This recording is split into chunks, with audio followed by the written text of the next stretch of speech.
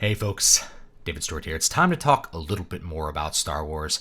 Today we're going to talk about The Mandalorian Episode 2, or Chapter 2, whatever you want to call it. This is basically a filler episode for the series. The actual story arc of the series after the setup of the first episode doesn't move forward at all. Instead, what we do is we prevent the Mandalorian from taking the next step in the story, which is to fly this baby Yoda creature that he's acquired. It's not really Yoda, it's the same species as Yoda, we presume. I don't actually know the name of that species. I don't know if it's been revealed in like other Star Wars lore. So if you know it, leave me a comment down below. Let me know what Yoda species is. I'm just going to call it Baby Yoda. Take Baby Yoda back to his employers. Instead, he has to do a side quest. That's a fetch quest. Just prevents him from going forward. So that's my main complaint with this episode, is that it really doesn't serve any story purpose other than one kind of important isolated moment that I actually don't like, and I'll get into that. So here's the basic setup. He's acquired the Baby Yoda. He's now turning into like Lone Wolf and Cub, except Star Wars, and is going back to his ship, which for some reason is really far away from where he had to actually acquire the Baby Yoda. I've noticed this is a pattern in the show. So you can't ever land your ship near the target that you're trying to acquire. It always has to be far away for some reason. So he goes back to the ship and finds Jawas tearing it apart. Of course, attacks the Jawas, trying to stop them from stealing all the various parts of his ship. There's a great little action sequence where he tries to break into the Jawa crawler and fails. And then, of course, the alien who helped him in the first episode says, oh, we got to go trade with the Jawas. So they go to trade, and the Jawas give him a fetch quest. Go fetch this woolly rhinoceros egg, and then we'll give you your parts back. And so he has to go fight this basically looks like a giant, grotesque Ice Age woolly rhinoceros. And he's unable to actually destroy this mammoth beast, and is only able to kill him with a knife somehow. Like, this short knife kills this beast. I don't know how good you'd be at killing an elephant with a knife, but kills this elephant-sized rhinoceros after Baby Yoda intervenes and levitates this mammoth thing with the Force. So that's the critical moment, is that we see that Baby Yoda has the Force and intervenes on behalf of the Mandalorian, thus making the Mandalorian a little bit indebted to him, and also changing a little bit the relationship that the Mandalorian has towards the baby. We've already seen the Mandalorian save the baby from death, so again, he has another reason to care about the well-being of this Baby Yoda creature. That's the entire purpose of the episode. Now, there's a couple things about this episode that I think are big improvements from the first one, notably the music. The music is not what I would consider good. I still don't like it, but it's far less annoying than the first episode. The first episode, the music and the soundtrack was just outright bothersome. In this one, it's very much improved. There's less of these like synth stab hits to try to up the tension by adding some dissonance. We have a lot more use of the themes that were established in the first one. It's a very repetitive score. It's very light. There's not a lot of big orchestral sounds, which is probably appropriate for this. And it's probably okay for TV, right? If I'm judging it according to the score quality of a movie, obviously it's going to fall short, but TV in general has far lower quality scores of far sparser arrangements due to budget constraints and things like that. So I guess it's okay. I'll leave that up to you. I'm still not a fan of it, but it is a big improvement. The action sequences are good, as you would expect. There's still a lot of shaky cam all the time. This is a very modern technique where we are trying to add tension to the scene by disturbing the viewer's ability to correctly interpret what's going on, making them feel like the viewer is within part of the action. And not all shaky cam stuff is bad. I mean, they used to use it in Star Trek to make it seem like the ship had been hit. You'd shake the camera a little bit and people would fall out of their chairs. But it's in every scene where like they're, the camera just won't stay still. It just keeps moving around constantly. It's less bothersome than in the first episode, but it's still very bothersome in this episode as well. It's a modern cinema technique that I'm just not really a fan of. So there's that. So technically, it's an okay work. It visually looks okay, other than the extremely sparse environment. It's almost like a desert-like planet that they're on. My big problem with the episode, besides the fact that even though it's just shy of 30 minutes, there's virtually no story in it. Like I said, it is a side story. It's a side quest.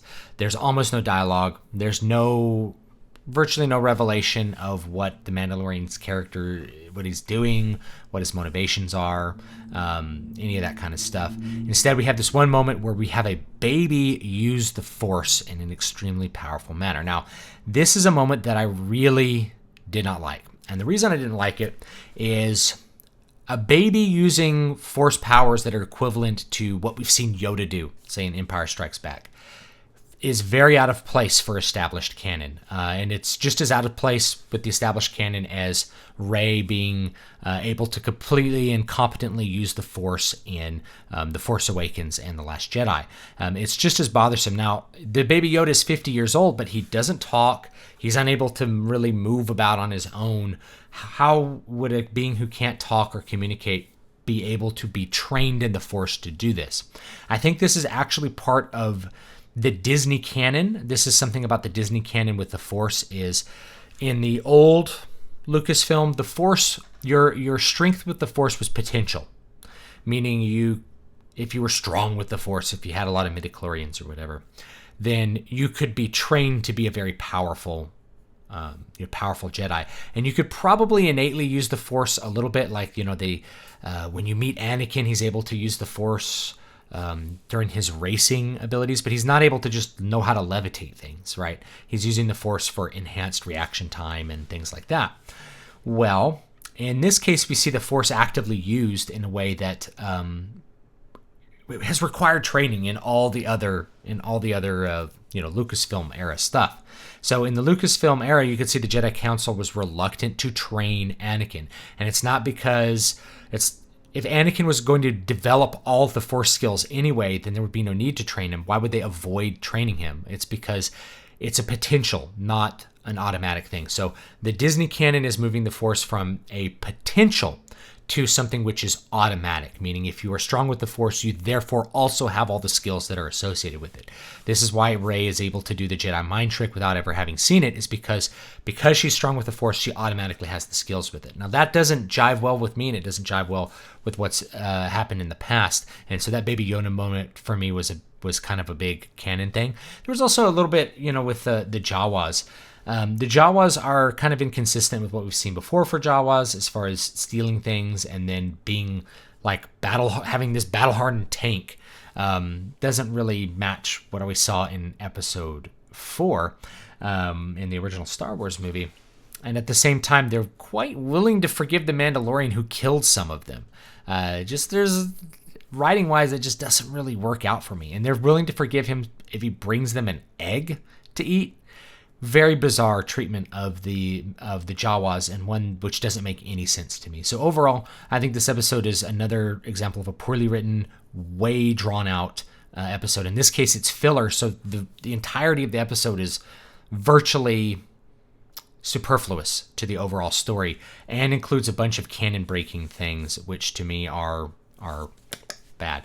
So I didn't really like the episode. It's not that bad. Again, the action sequences were good, but that's my overall reaction to Episode 2. Again, it just doesn't really do it for me. It doesn't feel like Star Wars, and the treatment of the canon kind of communicates to me that whoever is doing this doesn't really have the right understanding of, shall we say, what came before as far as Star Wars goes, and instead is matching the newer Disney canon, particularly with the use of the Force. So leave me your thoughts down below. Thanks for watching, and we'll see you guys next time. New books are coming out. So Eyes in the Walls is coming out Friday the 13th of December. So please check that out. That is a straight horror book. It'll be linked down below in the description. I also have a brand new thing that's live for you. It is the Fantasy Christmas Spectacular 2019. It's basically a big book of all my books packed into one volume. You can get the paperback for $20.19 to celebrate 2019. It has all of these books that are stacked up behind me. It's got them, right? They're all in there, and I formatted it in a giant book in a way so that they all fit in there and are all still pretty readable. So you can grab that paperback for $20.19, or you can grab the ebook for $9.99. It includes all the ebooks that I normally sell separately. You can buy all those. That deal will be ending at the end of December. So when 2020 comes around, that book will be no more. It is a limited time book completely strictly limited edition book. So grab that if you're interested in my work. You can get all of it at once. And by the way, if you have read my books before, please still click the link because you are eligible to actually review the book, and I would appreciate a couple reviews on the books. That's one of the best ways that you can help me out. So thanks so much, and I'll see you guys next time.